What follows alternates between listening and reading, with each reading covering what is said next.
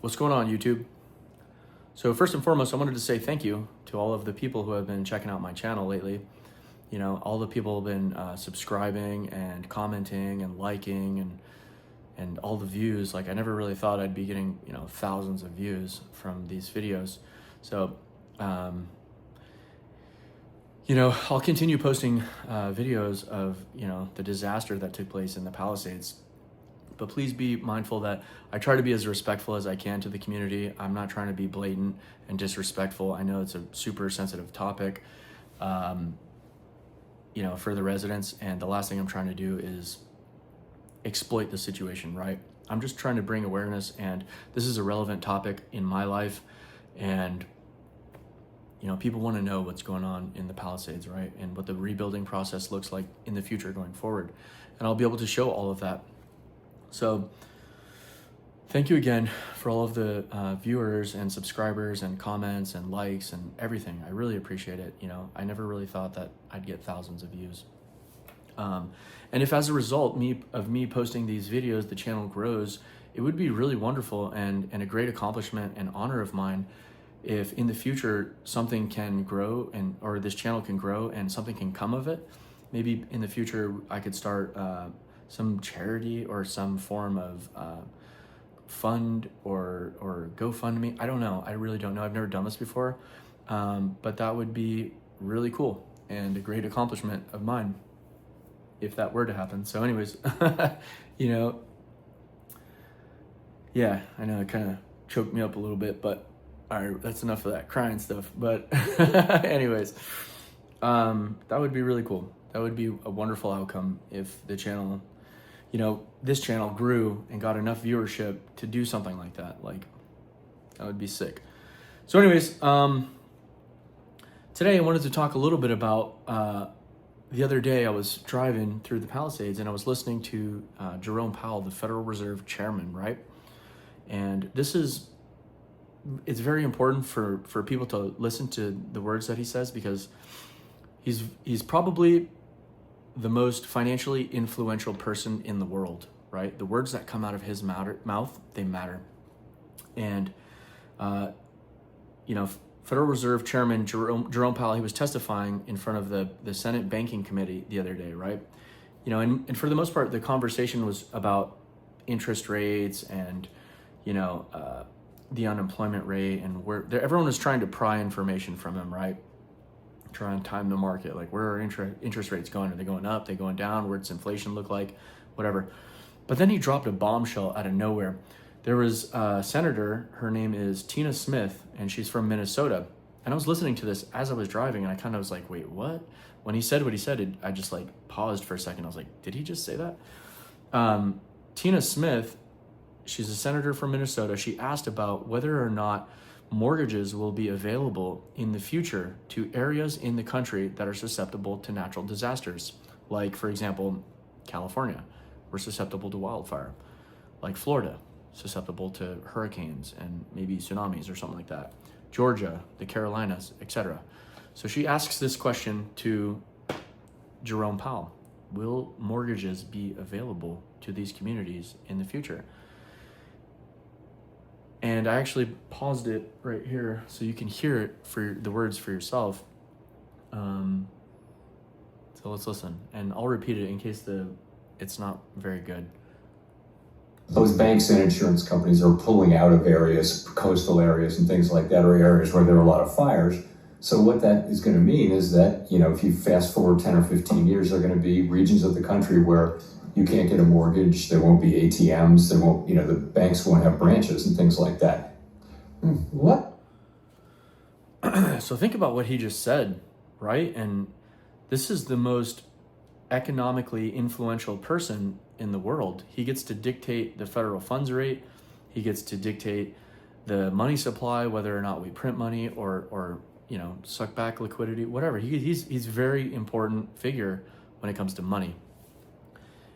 And he just said, in case you didn't hear the volume was bad for whatever reason or something like that, in his own words, both banks and insurance companies are pulling out of various coastal areas and things like that, or areas where there are a lot of fires. So what that is going to mean is that, if you fast forward 10 or 15 years, there's going to be regions of the country where you can't get a mortgage. There won't be ATMs, and the banks won't have branches and things like that. When he said that, I was just driving my truck and looking around and just listening to what he was saying, and I wasn't really paying very much attention. But when he said, what? What did you just say? There's going to be regions throughout the country that banks aren't going to lend mortgages. Like, they're not going to give mortgages to certain regions throughout the country. Like the Palisades, like places in Florida. Like, that might not be necessarily now in the near future, but 10 or 15 years is what he's saying. And the reason, when we take a step back and we think about why is he saying something like this, right? He's saying that because many of these states that are susceptible to natural disasters, like, for example, California, we have really bad fires here. We're very susceptible to wildfire. And especially in Southern California, when we get these Santa Ana winds, it's devastating, right? And places like New Orleans, like when there's a hurricane or something like that, the potential for flooding throughout these communities is terrible. And the same goes for the Carolinas, obviously, like basically like the southeastern coast of the United States. Seems like every other year they're getting bombed with a hurricane, and it's always like the biggest one, whatever category, Cat 5 or whatever, it's always huge now. So obviously he's talking about insurance companies and the effects of them pulling out from these regions throughout the country that are susceptible to natural disasters. And what does that really mean? So, like, when the insurance company is no longer willing to provide insurance to certain areas, that really means that banks are no longer going to be giving mortgages to people, because there will be an inability for the people to insure the property that they want to buy, or the house in particular that they want to buy, right? That could potentially impact Pacific Palisades, and there's probably other coastal communities throughout California that the insurance companies are walking away from. And we know this to be true. Like, we know this is fact. This isn't, you hear it on the news every other day. State Farm leaving, pulling out from the Palisades. What did they say? Something like, I don't want to say the exact numbers because I don't really know.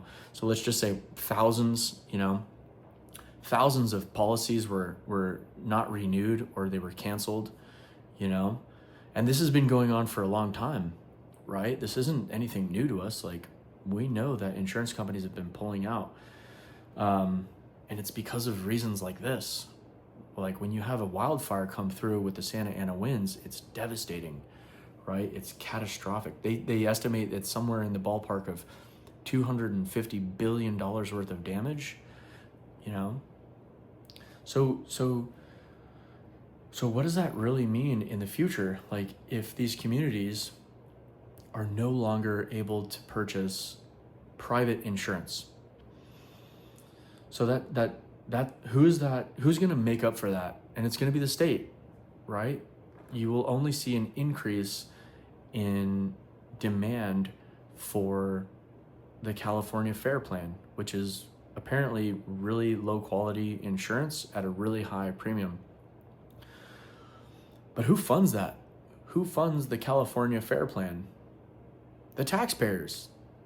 So what that really means is, every time an insurance company leaves these areas, the need for more people to go onto the California Fair Plan or the Florida Fair Plan, whatever they have, the taxes are going up on that community as well. So not only are they going to pay a higher interest, a higher insurance premium, they're also going to be paying higher taxes to pay on the back end too.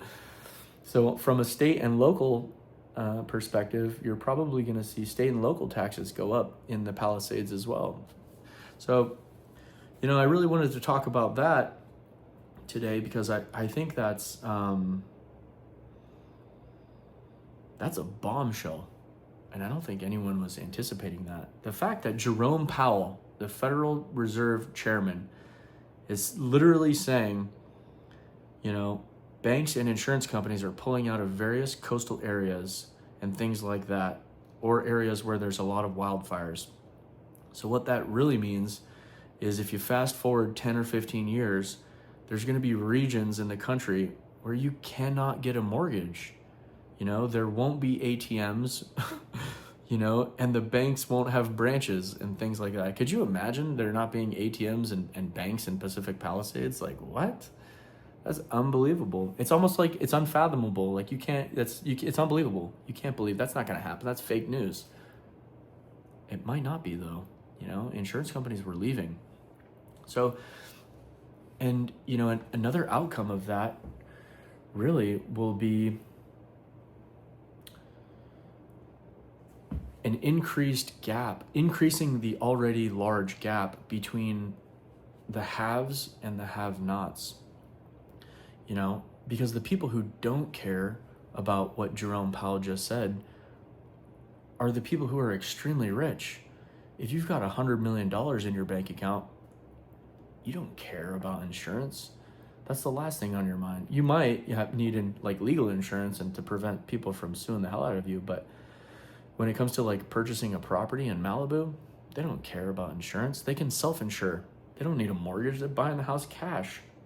Which, by the way, I personally know a couple of investors that built houses on Pacific Coast Highway over the last couple of years, and all of those houses are completely demolished.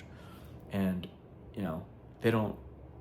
they self-insure. They don't have private mortgage insurance, so they're out millions of dollars, and the rebuilding process. I spoke with a fireman the other day about what he thinks the rebuilding process is going to look like, and in particular the beachside properties. He said a lot of those houses aren't going to get rebuilt because the Coastal Commission is going to come in there and delay the process for a long time.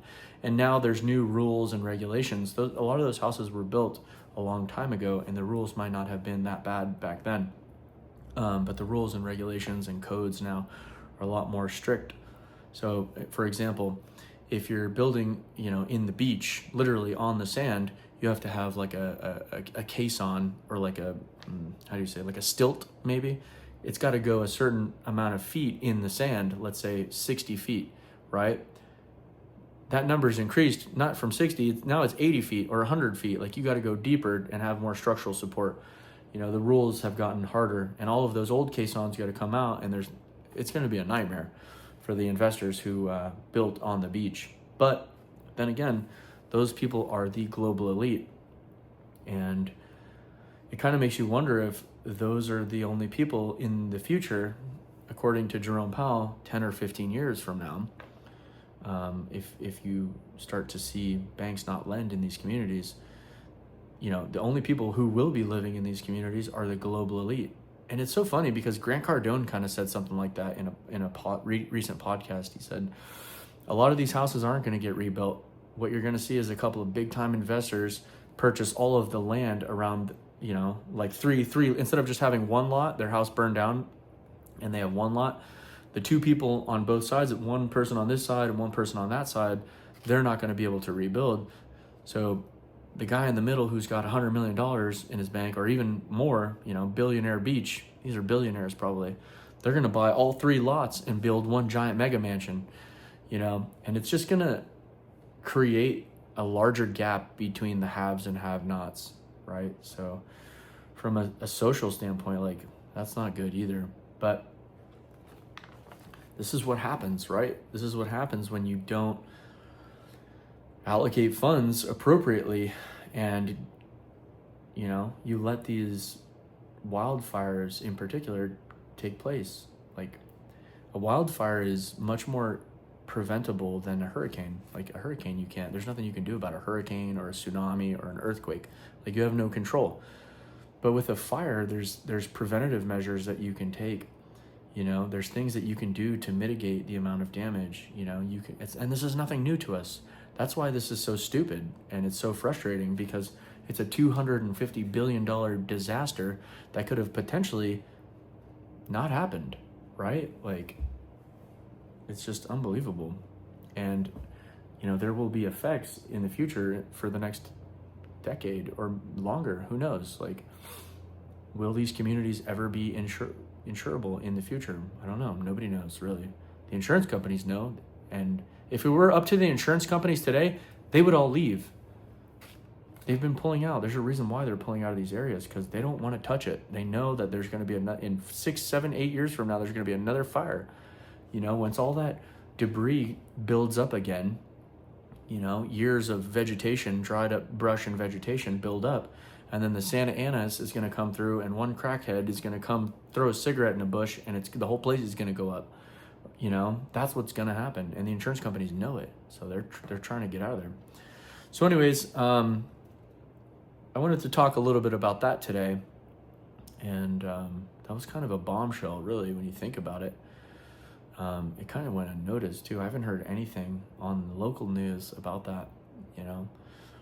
Just, you have to actually listen to the extremely boring, you know, Jerome Powell, the Federal Reserve Chairman, Jerome Powell, testify in front of the Senate Banking Committee to find out these things. You know, I wonder if there's so many people that don't know that, and they need to know that, right? But I guess that's what he's doing right there, is Jerome Powell is testifying in front of, you know, the Senate or the Congress, whatever, in an attempt to give information to the public. But nobody watches that. Only people like me who have no life and love macroeconomics. Like, those are the people. I love this stuff. It's great. I could listen to it all day long. It's very fascinating to me. And, you know, it's informative. It will determine, it potentially could determine, you know, where I allocate what little money I have in the future. Do I want to buy here? What do I want to invest in? Are interest rates going up? Like, the words that come out of his mouth, they mean something and they carry weight. So you better listen, especially if you care about your money, right? If you ever want to be rich one day, you better listen. So anyways, that's just some of my thoughts, comments, and opinions. So please take everything that I have to say with a huge grain of salt and interpret them in your own manner and own way. But you heard it yourself from the chair. So again, thank you to everyone who's been checking out my channel and liking and subscribing. You know, I really appreciate it. So far, it's been nothing but a pleasure to post videos on here, and I hope that in the future, these communities can be rebuilt, and it would be an honor and a privilege to help rebuild them myself. And if something comes of this channel, it would also be a great accomplishment of mine to help create a charity or a GoFundMe, or do what little I can to help someone, maybe. I don't know. So anyways, thank you again so much, and until next time, I'll talk to you later, guys. See you later.